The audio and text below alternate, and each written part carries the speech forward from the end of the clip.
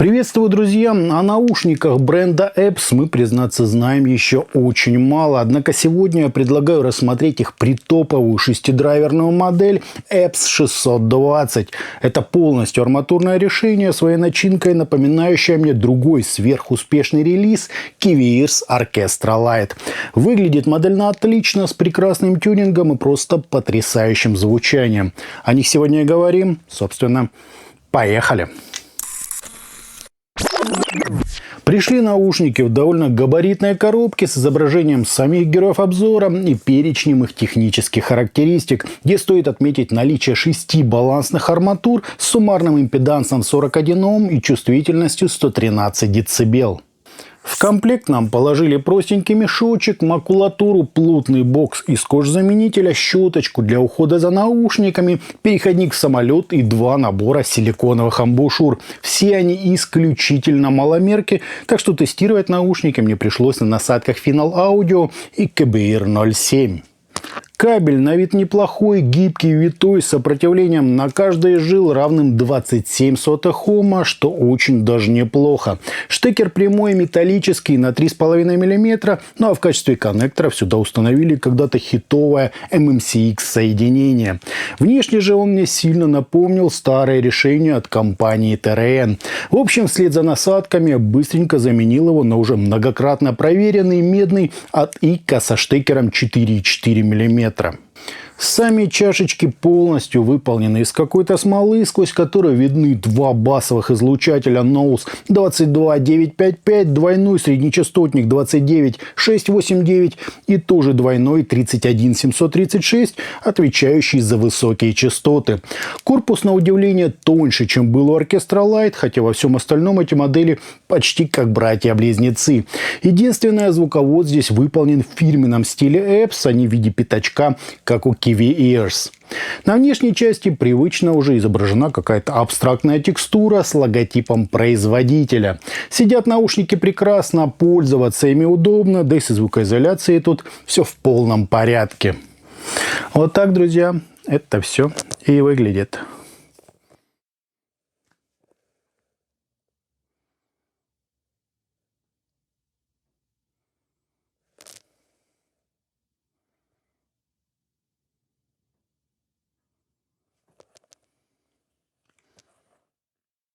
По измерениям у нас практически игровой по скорости импульс, небольшие расхождения между левым и правым каналом и искажения в пике, достигающие 345 тысячных %, что очень достойно. Фаза ведет себя относительно корректно, затухание на 30 и 60 дБ составляют где-то 80 и 98 миллисекунд с абсолютно незначительными возмущениями. По АЧХ же мы имеем подъем низких частот на 5 дБ с аккуратным таким заходом на середину, чуть более внушительное выделение области разборчивости, пик почти на 6 кГц и еще один в виде небольшого плата на 8 кГц для усиления резкости звучания. Далее частоты аккуратненько так уводят на задний план, чтобы никому ничего не ярчило, не резало и не пилило. Что сказать, нормальный график с легким смещением акцента в сторону высоких частот, но вот прямо на чуть-чуть. Любители же большого жирного баса тут, конечно, не удел. В сравнении с Orchestra Lite здесь куда лучше с нижней частью средних частот и заметно более выражены высокие частоты, что очень благотворно влияет на собранность и общее разрешение. В плане звучания 620-е мне тоже сильно напомнили Orchestra Lite, что и неудивительно в силу почти идентичного набора излучателей и немного схожей настройки. В сравнении с младшими Q1 тут прямо очевидно выше четкость, детализация и, конечно же, динамика. На раскачку они гораздо легче, например, новый Hook X от компании Raptga, причем разрешение в 620-х еще выше, чем у планарных драйверов, а сам звук жирнее, объемнее и куда выразительнее. Все-таки планары всегда легковеснее, воздушнее и мягче чисто арматурных решений. То же самое касается и только вышедших KZ PR2, если кому удобно сравнивать именно с ними. Только последние чуть нейтральнее по подаче и слегка массивнее, чем Hook X. Динамическим KZ DeFi тоже нужно больше мощности, по характеру они довольно-таки схожи, такой же мягкий мелодичный почерк. Однако атаки, прорисовка и разделение у героев обзора обзора прямо очевидно выше. 620 дают просто феноменальную точность в прорисовке нюансов и при этом наделены акустически правильной массой, объемом и естественной тембральной глубиной. Да что там говорить, даже против дорогущих Yanyin Moonlight герои обзора показывают более высокое разрешение, напор и отработку переходных характеристик. Единственное, в чем 620 уступает Moonlight, это прорисовка сцены в глубину. Хотя у героев обзора все куда лучше с передачей всевозможных оттенков звукоизвлечения, отрисовкой даже самых дальних планов.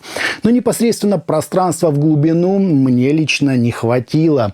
То есть все довольно солидно, но не так масштабно, как у Yanyin. При этом здесь какая-то запредельная хлесткость и прорисовка текстур басовых инструментов, чистейшая и при этом не лишенная мелодичности середина и утонченные, но столь же весомые верха, без яркости, грязи и сибилянтов. Но еще один минус, от которого нам никак не уйти, это специфика звучания арматурного баса. Низкие частоты хотя и предельно собраны, но сильно в глубину не уходят, уступая в этом плане различным гибридным и чисто динамическим решениям. Но это, собственно, и все, к чему тут вообще можно было придраться. Стилистически модель просто превосходно подойдет для рока, металла, разнообразной электроники, соула, всяческих живых исполнений блюза и, естественно, хорошего такого клубного джаза. Мультиинструментальные исполнения и различные оркестровые вещи здесь тоже приятно слушать, но, как я уже сказал, для меня в них не хватает пространства сцены в глубину. А вот все, что касается деликатности прорисовки, панча, прозрачности и передачи эмоциональной составляющей трека, просто выше всяких похвал. Я бы без ложного стеснения поставил их на одну ступень с более дорогими Kivir's Orchestra Light и Yanyin Moonlight. Причем в плане четкости и напора они их серьезно так превосходят. Что же касается высоких частот, то последние здесь гораздо лучше выражены и протяженнее, чем в Orchestra Light, и намного чище, чем в Moonlight. Все их переплетения как на ладони. Нельзя не отметить и превосходный баланс частот. Всему тут нашлось место, ничего не доминирует и не отведено на второй план. Микродинамика буквально встраивается в свою макросоставляющую, создавая даже не баланс, а единую, абсолютно цельную картину музыкального полотна. Сама же подача здесь мне показалась слегка агрессивной, но предельно комфортной, естественной и с прекрасно переданной экспрессией. Если кому в Orchestra Light не хватило четкости, драйва и арматурной скрупулезности в прорисовке текстур, 620-е точно для вас. У них практически нет недостатков, а в жанровом поле они еще более универсальны. Все чисто, ровно, по всем показателям корректно и идеально в смысле мелодики и драйва. Да, с тем самым погружением и полным раскрытием эмоциональной составляющей трека. Мне, друзья, очень понравилось. Итогом чисто арматурные шестидрайверные наушники EPS 620 прекрасно сидят, выглядят фантастически, отлично настроены, да и звучат на одном уровне с более дорогими решениями от солидных брендов. Это действительно серьезный качественный звук с быстрыми атаками, великолепной динамикой, разрешением, точным балансом, мелодичностью и чуть ли не идеальной выразительностью. Оторваться от них практически невозможно, да и по контрастности они достойны, на мой взгляд, 9 баллов из 10. Просто превосходная модель для тех, кому Orchestra Light кажется слишком мягкими и притемненными, а Moonlight недостаточно четкими и собранными. В минусы я бы отнес только специфику арматурного баса, то есть без того вуферного гула и не самую внушительную сцену в глубину. В остальном все просто шикарно. Однозначно могу их рекомендовать. А на этом, друзья, у меня все. Это были наушники EPS 620. Всем добра, подписывайтесь, жмите лайк и присоединяйтесь ко мне во ВКонтакте и Телеграме. Всем, друзья, добра!